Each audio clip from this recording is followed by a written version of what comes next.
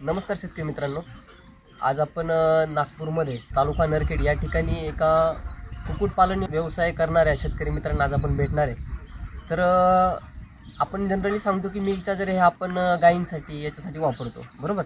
पण सरांनी एक नवीन आपल्या भागामध्ये मिल्क चार्जर हे आपल्या कुक्कुटपालन व्यवसायामध्ये वापरलं. तर त्याचा त्यांना काय फायदा झाला हे आपल्याला त्यांच्याकडनं जाणून घ्यायचं आहे. आणि कुक्कुटपालक व्यावसायिक जे आहेत तर ते कशा प्रकारे करू शकतात आणि त्यांना काय फायदा होणार आहे हे आपण त्यांच्याकडनं जाणून घेऊया. त्यांचा परिचय पण त्यांच्याकडनं घेऊया. नमस्कार सर. नमस्कार सर, आपली ओळख सांगा ना. माझं नाव विक्रांत कृष्णराव हरले आहे. ओके. मी 2 वर्ष झाल्या पोल्ट्रीमध्ये होतो. ओके. तर हा जर मिल्क चार्जरचा आहे, मी याच्या अगोदर कंपनीचेच प्रॉडक्ट वापरत होतो. पण आता ह्या बॅचला नुसतं मी मिल्क चार्जरचा वापर केला आहे. ओके. पण मिल्क चार्जर समजा तुम्ही सुरू केलं आहे, पण तुम्हाला हा प्रश्न नाही पडला की मिल्क चार्जर म्हटल्यानंतर कॅटन आणि मिल्क चार्जर, बरोबर. ते मिल्क चार्जर म्हणजे दुधासाठी काम करतं? नाही, मी सगळे वाचलं होतं आधी, म्हणजे पाहिलं होतं यूट्यूबवर पण पाहिलं तुमचे व्हिडिओ वगैरे, म्हणजे माहिती यूट्यूबवर नाही मिळाली. म्हटलं मग ह्या बॅचला आपण यांच्यावर पण ट्राय करून पाहू. बरं, याचा रिझल्ट काय आहे काय, म्हणजे म्हणून ह्यावेळेस ह्या बॅचवर याचा रिझल्ट चेक केला. ओके. ओके, म्हणजे तुम्ही सुरुवात केली त्याच्यावर? सुरुवात केली. ओके.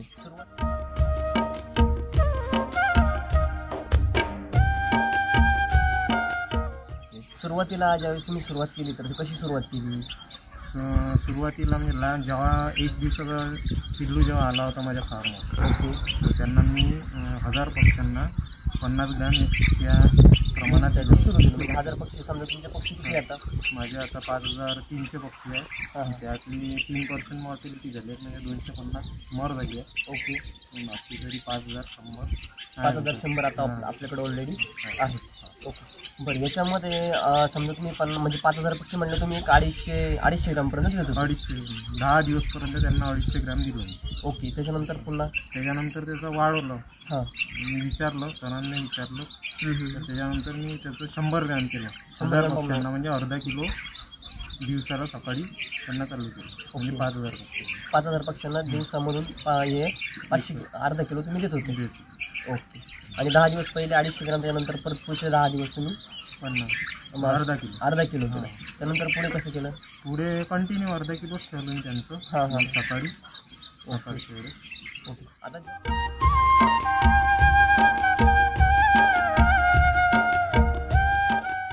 आता जनरली जर बघितलं की कुक्कुटपालन व्यवसाय जर म्हटला की याच्यामध्ये लसीकरण असेल किंवा त्याच्यानंतर अँटीबायोटिक देणं असेल, हे कंटिन्युअसली चालूच असतं? म्हणजे पहिल्या दिवसापासून तर तुमच्या हार याच्यापर्यंत विकण्यापर्यंत कंटिन्युअसली चालूच असतं. तर मग हा जो अनुभव आहे तुमचा याच्यामध्ये काय आहे? अनुभव असा आहे की मी म्हणजे आधी याच्या अगोदर अँटीबायोटिक त्यांचं म्हणजे कॅल्शियम झालं 40 दिवसापर्यंत त्यांना देत होतो. पण या बॅचला मी त्यांना ना वॅक्सिन केलं आहे, ना त्यांचं वॉटर सॅनिटायझर यूज केलं, ना पाण्यासाठी, फक्त मिल्क चार्जरचा वापर केला. ओके.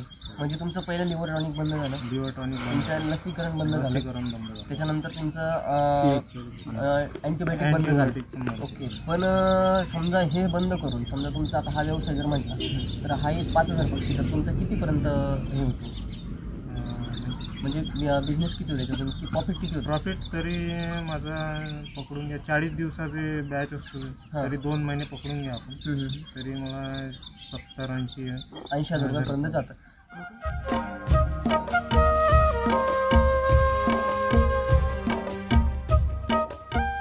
मग तुम्ही एवढी मोठी रिस्क कसं काय घेतली की समजा आपण अँटीबायोटिक नाही मारलं किंवा हे नाही दिलं, जो आपलं वॉटर सॅनिटायझर नाही दिलं, लसीकरण नाही केलं, तर मग आपले पक्षी टिकतील याची काय शाश्वती होती तुम्हाला? म्हणजे तितकी मी प्रिकॉशन घेत होतो ना आधीपासून पण. आमचे दादा आहेत ते पण तेवढी साफसफाई म्हणजे करतात आजपर्यंत, म्हणजे इतका प्रॉब्लेम नाही आहे. तर मी त्याच्यामुळे रिक्स घेऊन गेलो. रिक्स म्हणजे कसं, मी आधी रिझल्ट पाहिले यांचे, खूप व्हिडिओ पाहिले, त्याच्यानंतर मी हे चालू केलं. म्हणजे आता जर तुम्ही कुठे जाल, मी आता सकाळी बॅचवर आलो, बेनोडा एक फार्म आहे, तिथे सर्दी आहे, त्यांनी सगळं वापरलं, त्यांनी अँटीबायोटिक वापरलं, पण तिथे आताही सर्दी आहे. पक्ष्यांना पक्ष्यांना सर्दी आहे, मॉर्टिलिटी खूप प्रमाणात आहे. पक्ष्यांमध्ये सर्दीचा प्रकार हा भयानक आहे. बर ओके. आणि यांना सुरुवातीपासून तो प्रॉब्लेम अजिबात म्हणजे आलेला नाही. मागच्या बॅचला होता, सर्दी आली होती पण ते ठीक झाली होती लवकर. पण आता ते त्यांनी सगळं वापरलं पण तिथे सर्दी आहे. पक्ष्याची मर खूप जास्त आहे, 10 ते 15 डेलीची मर आहे. डेलीची मर आहे. आणि माझी इतकी नाही आहे, 2-3 बस इतकीच मर आहे. मी तर काहीच नाही दिलं, फक्त मी चार्जर दिलं आपलं. बरोबर. म्हणजे तुम्ही जसं सर सांगतात की जर तुम्ही काम पोषणावर जर केलं, पक्ष्याच्या पोषणावर करा किंवा तुमचं जनावर असेल पण त्याच्या पोषणावर जर काम केलं, त्याचं पचनक्रिया जर सुधारली तर तुमचे जे आजार आहेत ते पूर्णपणे कमी होणार आहे, कमी होऊन जाणार आहे. आज काय करतो आपण की त्याच्यामध्ये पाण्याचं बाकीचं वॉटर कंडिशनर वापरतो किंवा फ्रीजर वापरतो, बरोबर, अँटीबायोटिक वापरतो. त्याच्यामुळे त्याची प्रतिकारशक्ती काय होते, कमी होऊन जाते. त्याच्यामुळे पचनक्रियासुद्धा काय करते, मंदावते. आणि मग जे अन्न खाते ते पूर्णपणे पचलं जात नाही आणि तुमचा सर्दीचा प्रॉब्लेम असेल किंवा जे येणार आहे, विष्ठा येणार आहे ती सुद्धा काय ते पातळ येते. तर त्याचा काय अनुभव आहे तुमचा की पातळ विष्ठेचा किंवा काय? आता 39 दिवसाचा पक्षी आहे मला. मागच्या वेळेस मी म्हणजे त्यांची खूप पातळ येत होती, एकदम पाण्यासारखी. आता आता तुम्ही पण पाहिलं तर एकदम जाडी आहे. बरोबर, जाडी आहे पूर्ण, म्हणजे असं पातळ संडास नाही आहे, असं काही प्रॉब्लेम नाही आहे.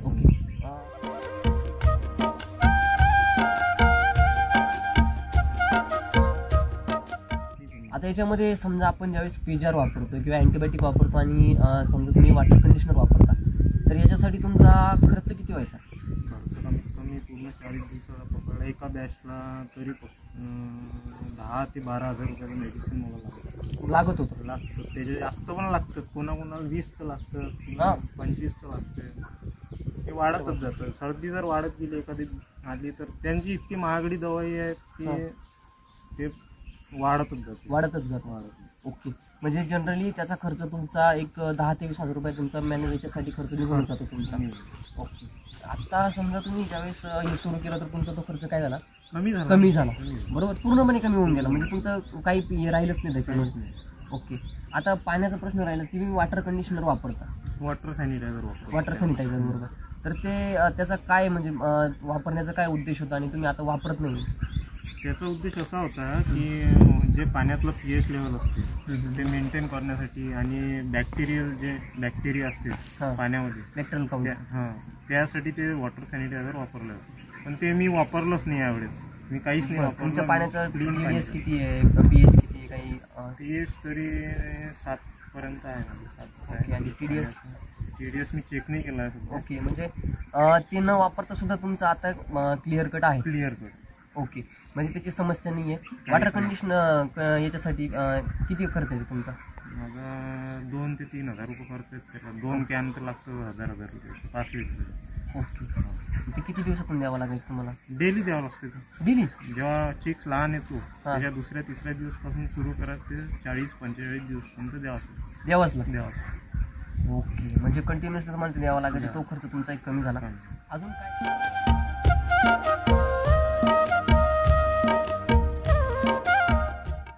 काय बेनिफिट वाटतंय तुम्हाला? बेनिफिट म्हणजे पक्षी खूप स्ट्रॉंग होते. स्ट्रॉंग म्हणजे चांगला. आणि वजन पण वाढला. 200-300 ग्रॅम पर पक्षी वजन वाढला आहे एका पक्षाचं. माझं यावेळेस 1800-1900 ग्रॅम पक्षी राहायचा, आता तो 2100 ते 2200 ग्रॅम. ओके. जनरली. आणि मेलचं किती वजन आहे? मेलचं 2.5 किलो वजन आहे सध्या. कालच केलं, आज वाढलं असेल. आणि फिमेलचं 2200 ग्रॅम आहे. 2200 ग्रॅम. 300 300 2200 300 2300 असं वजन आहे. ओके. म्हणजे वजनामध्ये तुम्हाला फरक पडला? ओके. आणि दुसरं म्हणजे त्याच्यावरती पंख असतात. तर पंखाचा काय एक्सपिरियन्स आहे तुमचा? पंखाचा एक्सपिरियन्स नाही म्हणजे कसं आहे की पंख ते आता थोडे व्हाईट, म्हणजे जे आधी दिसत होते म्हणजे एकदम मडकड असे, पण पंख पण चांगले आहेत. म्हणजे पक्षी जर आहे टाईट म्हणतो ना आपण, म्हणजे जो पक्षी एखादा गावरान पक्षी पाहतो ना तर तशा प्रकारे हा झालाय. म्हणजे चपळ झालाय. आणि दुसरी गोष्ट म्हणजे आपण ज्यावेळेस मध्ये जातो तर त्यावेळेस ते पळतात खूप जास्त, म्हणजे एका साईडला जातात. तर तसं काही म्हणजे आता आपण जितका जास्त तो पक्षी पळलो ना तो पक्षी चांगला राहतो. ओके बरोबर. तो पक्षी चांगला राहतो. तर ते काही शांत बसले आहेत काही नाही, खूप म्हणजे एकदम बिमार पक्षी म्हणू शकतो आपण. ओके. म्हणजे तो एक बेनिफिट आपल्याला म्हणजे जास्त, पण त्याच्यामध्ये समजा शांत जरी झाले असलं तरी त्याच्यात बिमारी नाही आहे. बिमारी नाही. का बरं? कारण जो आपण आहार देतोय तो आहार तर तेच होतात, पण त्याच्या पचनक्रियेसाठी किंवा त्याच्या पोषणासाठी, त्याच्या प्रतिकारशक्तीसाठी आपण काय केलं, मिल चार्जर सुरू केलं. पण मिल चार्जर सुरू केल्यानंतर काय झालं की जनावराच्या शरीरामध्ये समजा जेवढं पचन व्हायला पाहिजे, जेवढं इंटेक व्हायला पाहिजे पक्ष्याच्या, तर ते इंटेक झालं.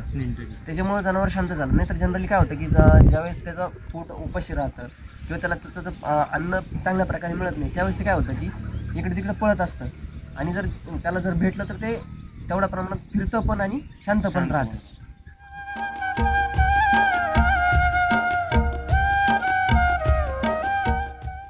हा एक आपल्याला प्लस बेनिफिट त्याच्यामध्ये जाणवलाय.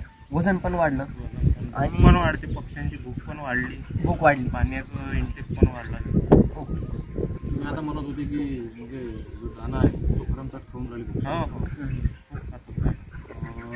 सुरुवातीला असं होत होतं? नाही नाही, इतकं नव्हतं, पण ह्या बॅचला जास्त प्रमाण आहे त्यांचं दाणा खाण्याचं प्रमाण जास्त, भूक वाढली जास्त. बरोबर. आता जर जनरली जर बघितलं की कुक्कुटपालन व्यवसाय जर म्हटला तर आसपासच्या 1-2 किलोमीटरपर्यंत शेतकऱ्यांना खूप त्रास होतो आणि माशीचा पण खूप त्रास होतो. बरोबर. तर तो काय अनुभव आहे? वास्तव नाहीच्या बरोबर आहे. आता हे कॅमेरा तर आपण नाही दाखवू शकत, पण तुम्हाला काय वाटतं जनरली जो पक्षी असायचा, दरवर्षी जो पक्षी असतो आणि ह्या वर्षी पक्षी आहे आणि वास आहे, वास कमी येते, वास नाही येते. बरोबर. आणि आपण बसलो इथं तर काहीच वास नाही, काहीच वास नाही, काहीच वास नाही. बरोबर. आणि बाकीच्या लोकांना पण त्याचा त्रास होतो, आणि माशी तर भरमसाठ प्रमाणात आहे. शेजारवाल्याले वास नाही, पॅसेंजरला पण, शेतीवाल्यांना पण होती. ओके.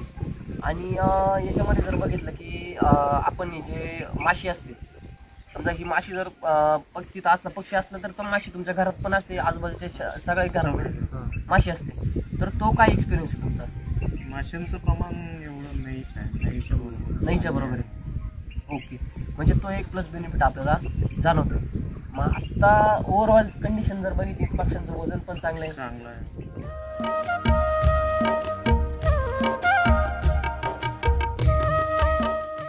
आता खर्चाच्या बाबतीत जर विचार केला तर तुमचा खर्च किती झाला असेल मिल चार्जरवरती? त्यांना मी आज सुरुवातीला 1 किलोचं एक पॅकेट आणलं. ओके. त्याच्यानंतर तो काय एक्सपिरियन्स होता? 1 किलो ज्यावेळेस तुम्ही चारलं त्याच्यानंतर तुम्हाला काय? मला ते पक्ष्यांमध्ये थोडासा फरक वाटला, म्हणजे जे आधी मी वापरत होतो त्याच्यापेक्षा फरक वाटला. म्हणजे काय थोडासा डिफरन्स काय होता? म्हणजे पक्षीनं दाना जास्त खाऊन राहिला होता, दाना फीड जास्त घेत होता, पाणी घेऊन राहिला होता. नंतर मी कंटिन्यू ठेवलं. संडास थोडीशी हां, म्हणजे जे पाहिजे पांढरी आणि काळी संडास टाईट आली. हां. ओके.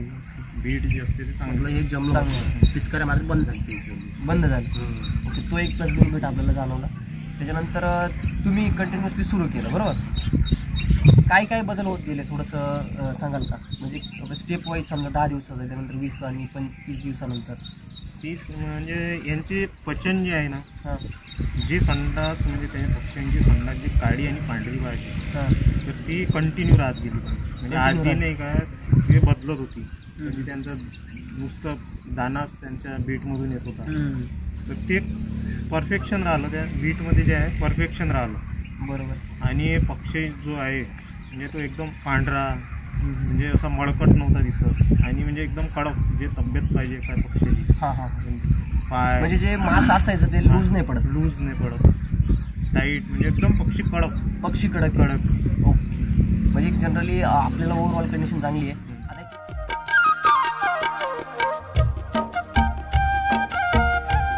त्याच्यावरती खर्च किती झाला असेल? आपण किती किलोपर्यंत गेला असेल? आता मी 10 ते 12 किलोपर्यंत वापरलाय. 1600 रुपयाची एक बकेट आहे, 3200 पकडून घ्या आपण, 3500 रुपये खर्च, तरी 7 ते 8 हजार रुपये खर्च कमी झाला. म्हणजे तुमचा जो जनरली 12,000 रुपये याच्यावरती व्हायचा फ्रीजरवरती आणि अँटीबायोटिकवरती, प्लस तुमचं वॉटर कंडिशनर म्हणजे 13 ते 14,000 रुपये तुमचा तो खर्च होत होता, तो तुमचा निघली म्हणजे पूर्ण नाहीच झाला. नाही सर, म्हणजे झालाच नाही तो. झालाच नाही. आणि, समजा जो काळ किती दिवसाचा असतो यांचा समजा? यांचा तसा तर 42 दिवसांचा असतो. ओके. आता आपले किती दिवस झाले? आता माझे 39 दिवस झाले. बरं. तर आता पोळ्यांसाठी त्यांची लिफ्टिंग होऊ शकते. ओके. म्हणजे आता उद्या किंवा परवा म्हणजे आता ऑलरेडी आपण लगेच काढू शकतो. ओके. म्हणजे एवढी परिस्थिती आता आहे की अजून ह्याच्यात हे होऊ शकतं. आता समजा आपल्याकडे थोडासा एक प्रॉब्लेम आला की आत्ता ज्यावेळेस मोठा दाना सुरू झाला म्हणजे किती दिवसानंतर सुरू होतो? 35 दिवसानंतर ना?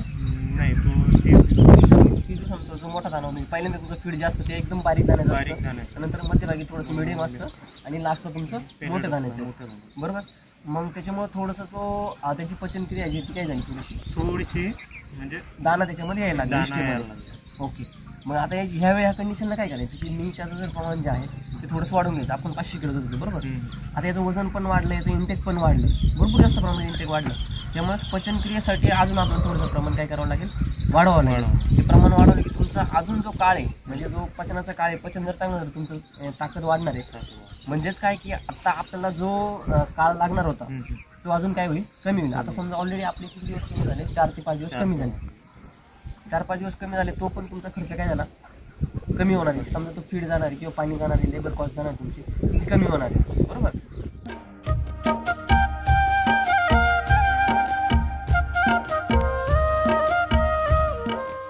एक जनरली जे आपल्याला टेन्शन राहायचं की पक्षी मरतील बुवा किंवा फिरायला लागायचं कंटिन्युअसली, त्याच्यापाशी माणूस ठेवायच लागायचा, तर ती कंडिशन आज काय वाटते तुम्हाला जनरली? म्हणजे याच्यामुळं का? हां. याच्यामुळं म्हणजे अशी टेन्शन कमी झालं आहे की कोणाला भीती नाही येत आहे. मी जे वापरलं ना आता भीती नाही आहे की पक्ष्यांना हे होईल ते होईल किंवा मर जास्त होईल. पण मी स्वतः वापरला तर अशी काही भीती नाही आहे. नाही, आपण वापरू शकतात. कुक्कुटपालन जेवढे करतो त्यांनी वापरलं पाहिजे. नक्की वापरा एक वेळा चांगलं. ओके. आता जे शेतकरी मित्र आहे समजा या भागामध्ये असेल किंवा ऑदर भागामध्ये जे करत असतील तर त्यांना तुमचा एक संदेश काय असेल? संदेश कसा, मी जरी सांगितलं तर ते आधी माझ्यावर हसतील. म्हणजे सरळ सांगतील, खोटं नाही होईल. कारण मी सांगितलंच नाही, आज कोणाला सांगितलं नाही. पण मी आता सांगतो हे वापरा, तुम्ही एकदा तरी वापरून जा, स्वतःचा अनुभव घ्या. सगळे जे पण पक्ष्यांचं पालन करतो, पोषण करतो, त्यांनी एकदा वापरायला पाहिजे.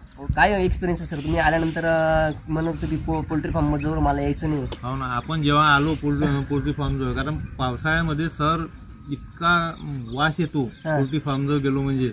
तुम्ही आल्याबरोबर तुम्हाला म्हटलं आपण पोल्ट्री फार्म जो उभा आहे असं वाटत पण नाही, कारण वास काहीच येत नाही. बरोबर. म्हणजे एक हा तुमचा एक्सपिरियन्स चांगला होता. चांगला. ओके. म्हणजे आजपर्यंत कुठून दूर जरी पोल्ट्री फार्म असला, आपण रोडनं जरी जात असलो तरी स्मेल यायचा. पण आपण जवळ आलो इथं तरी पण स्मेल नाही. अजून इथं बसलो तरी बसलो तरी काहीच स्मेल नाही. ओके. ओके, चालेल. खूप छान एक्सपिरियन्स आहे सर. धन्यवाद सर.